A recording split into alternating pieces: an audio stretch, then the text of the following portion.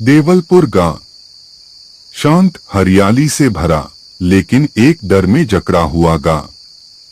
यहाँ लोग रात में दरवाजे जल्दी बंद कर लेते हैं, क्योंकि गांव के बीच की एक गली है जिसका नाम है 12 बजे की गली।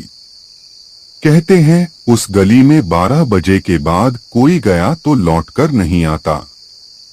लोग मानते हैं वहां कोई नहीं कुछ रहता है। मेरा नाम राजीव है। 20 साल बाद मैं अपने बचपन के गांव लौटा था। नानी अब नहीं थी, पर उनके किस्से अब भी याद थे। राजीव, उस गली से दूर रहना। वहां इंसान नहीं, परछाइयां चलती हैं।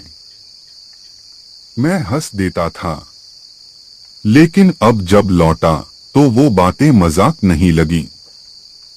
उस रात गांव अजीब खामोश था। हवा में सीलन थी और मिट्टी की गंध भारी लग रही थी।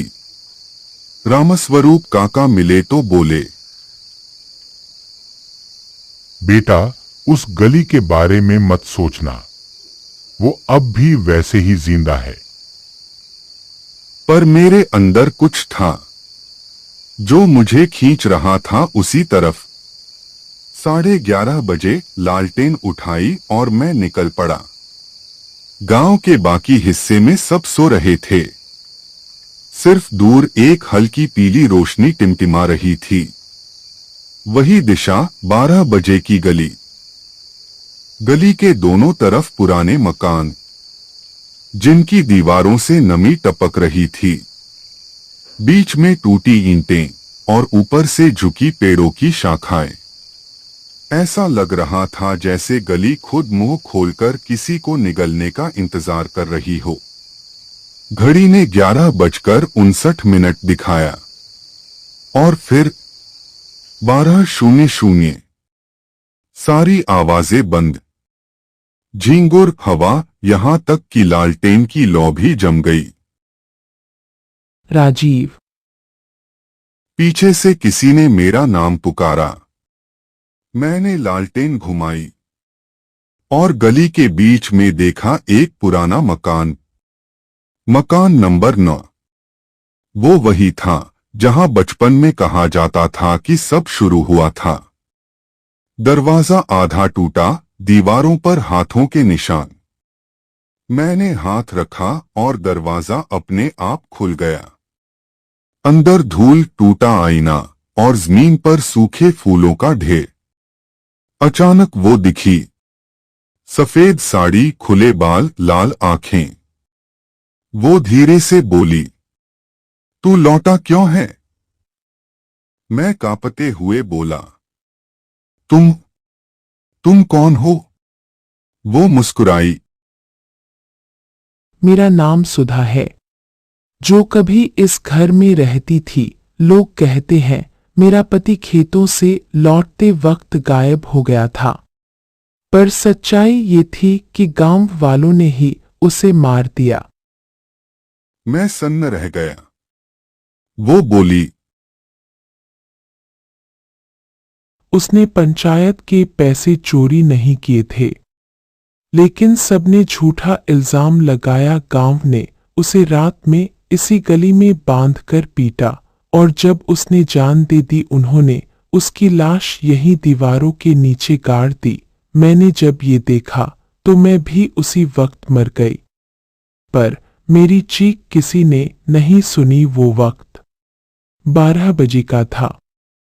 वो धीरे से बोली, जिस पल हम दोनों की जान गई, वो पल इस गली में कैद हो गया।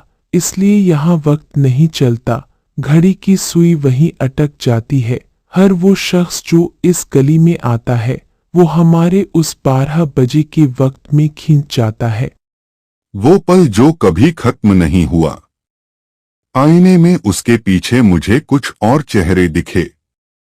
कई परछाइयां जो शायद उन लोगों की थीं जिन्होंने कभी यहां झांकने की हिम्मत की थी। वो बोली,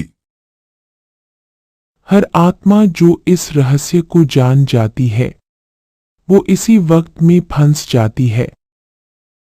मैं दरवाजा तोड़कर भागा। गली घूमती जा रही थी। हर मोड़ पर वही आवाज। वो 12 बजे का वक्त कभी खत्म नहीं होगा। मैं गिर पड़ा और फिर सब कुछ अंधेरा। जब आंख खुली सूरज निकला था। गांव वाले मेरे आसपास खड़े थे। रामस्वरूप काका बोले, राजीव तू रात को कहाँ था? उस गली में तो कोई मकान ही नहीं है बेटा। वो जगह तो मिटा दी गई थी। मैंने देखा वहां बस मिट्टी थी, पर जमीन के नीचे कुछ ईंटें झांक रही थीं और मिट्टी पर मेरी टूटी हुई लालटेन पड़ी थी, जिसकी लौ बुझ चुकी थी। घड़ी देखी, अब भी 12:00। बाद में मुझे पता चला, जब सुधा और मोहन की मौत हुई थी, गांव वालों ने उनके मकान की ईंटें तोड़कर पूरे गांव में नई दीवारें बनाने में इस्तेमाल की थीं।